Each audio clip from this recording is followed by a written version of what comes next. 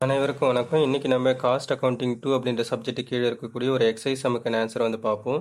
So chapter 8 standard costing and variance analysis. So இந்த chapter மட்டும் பார்த்தீங்க அப்படின்னா உங்களுக்கு காஸ்ட் அக்கவுண்ட்ஸ் புக்கில் இருக்காது, மேனேஜ்மெண்ட் அக்கவுண்டிங் புக்கில் வந்து இருக்கும். Chapter 8 standard costing and variance analysis அப்படின்ற டாபிக் கீழே வந்து இருக்கும். Publication is Margham publication, page number 8.72, exercise number 2. Calculate material price variance from the following. இருக்கக்கூடிய டீட்டெயில்ஸை பேஸ் பண்ணி நம்ம எப்படி வந்து மெட்டீரியல் ப்ரைஸ் வேரியன்ஸ் எப்படி கண்டுபிடிக்கலாம் அப்படின்றத பார்ப்போம்.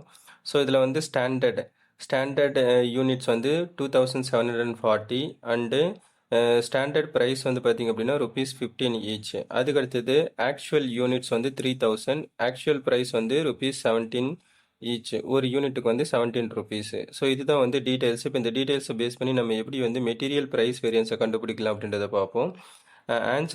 ஆன்சர் கீழே வந்து calculation of material price variance. இதுக்கான ஃபார்முலா வந்து பார்த்திங்க அப்படின்னா material price variance equal to actual quantity பெருக்கல் standard price minus actual price. So இப்போ ஆக்சுவல் குவான்டிட்டி வந்து பார்த்திங்க அப்படின்னா நம்மக்கிட்ட வந்து 3000 யூனிட்ஸ் வந்து இருக்குது. அதை வந்து நம்ம என்ன பண்ணுறோம் அப்படின்னா ஸ்டாண்டர்ட் ப்ரைஸ்லேருந்து ஆக்சுவல் ப்ரைஸை நம்ம கழிக்கணும். அதுக்கு அடுத்த ஸ்டெப் வந்து அப்போ ஸ்டாண்டர்ட் ப்ரைஸ் வந்து 15, ஆக்சுவல் ப்ரைஸ் வந்து 17. 15ல் 17 போயிடுச்சுன்னா -2 வந்து வரும்.